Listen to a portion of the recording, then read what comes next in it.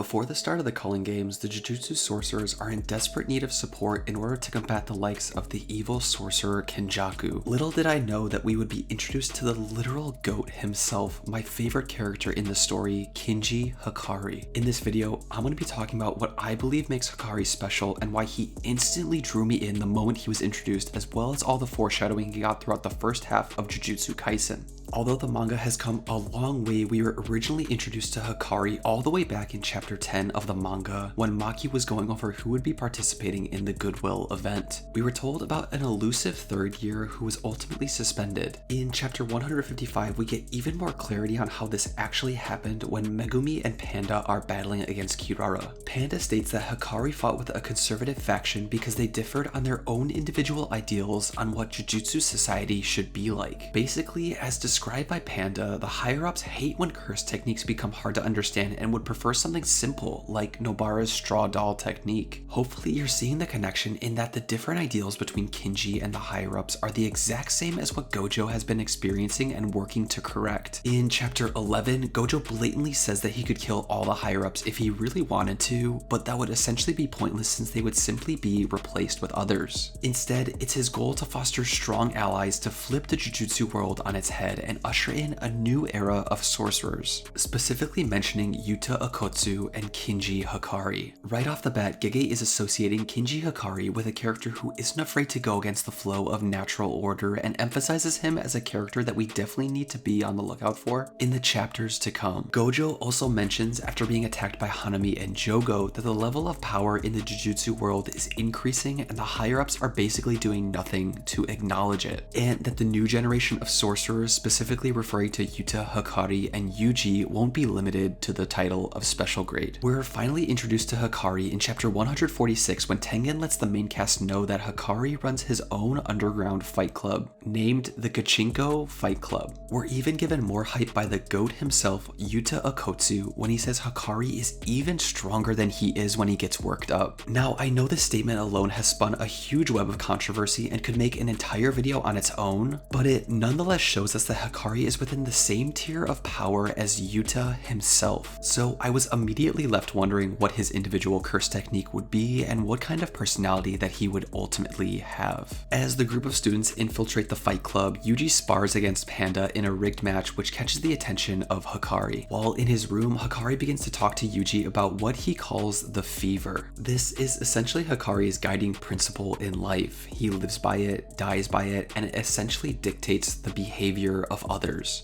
We then learn that the fever is essentially gambling, and this becomes the whole crux of Hakari's character. According to Hakari's mindset, the fever is what makes life interesting, and the everyday gamble that it involves is something that keeps things fresh and interesting. In Jujutsu, mindset has a lot to do with how powerful you are as a sorcerer. We learned from Satoru Gojo that basically 80% of a sorcerer's power is determined from the moment they're born and the techniques that they're blessed with.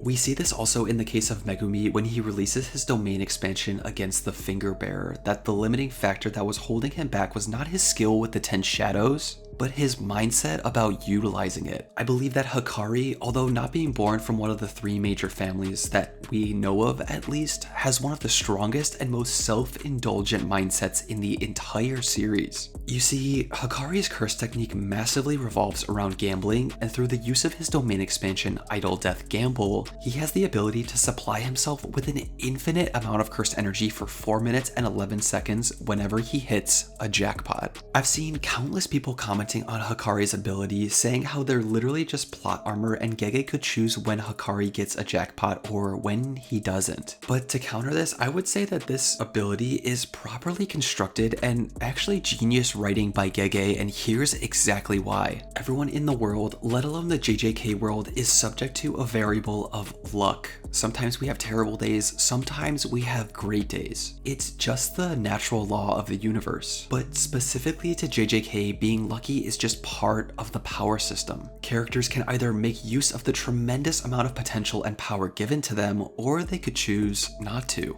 This is exactly the case with Kinji Hakari and how he makes use of his incredible luck to give him the utmost advantage during battle. But the key distinction between Hakari and other characters is that he has full understanding of his lucky nature and chooses to be a badass with or without it. Because if it was purely just luck alone that Hakari was relying on, he wouldn't be talked about with the likes of the heavy hitters of Jujutsu High being Yuta, Maki, and even Satoru Gojo. We see during his fight with Kashimo that although he leveraged his luck to the utmost in order to basically come to a draw, he still showcased a huge amount of intellect and understanding of Jujutsu to get out of some really sticky situations. In the face of death, he was able to think clearly, perform a binding vow to sacrifice his arm to avoid being absolutely blown up by Kashimo. Even during times when his regeneration and healing didn't get the job done, he resorted to quickly moving his domain expansion over a body of water in order to get the advantage over a wielder of lightning cursed energy. Not to mention, he constructed all of the rules of his domain, one of the most complicated and nuanced ability in the entire series. Additionally, there's the statement we can take from Urame when she says that the sorcerers of the modern era have an intense obsession with remaining human. They want so desperately to hold onto their humanity and avoid attaining overwhelming power. It's the fear of being alone that makes humans weak, but Hakari doesn't share that fear. His belief in himself and the fever of luck is what makes Kinji Hakari different from the rest for me. So in summary, the reason why I love Hakari is because although he is a complete badass and knows when it's time to throw down, he's an incredibly deserving character who has every right to stand with the big dogs of the JJK universe. He is not only an incredibly lucky person at surface level, but also someone who knows what kind of position he's in and raises his potential to its utmost. And as I mentioned briefly before, Hakari isn't from one of the three big families, so the fact that he's immensely strong has everything to do with how he leverages his insane amounts of luck. Of course, I know there will still be people out there who refuse to believe that Hakari's abilities are internal to him and are solely based on the plot of the story, but these are just my thoughts, and I hope if anything, you can look at Hakari from a different perspective than you originally may have. If you guys want to know more about my take on Yuta vs Sukuna coming up in the next few chapters, check out this video. Stay curious, anime fam. Peace.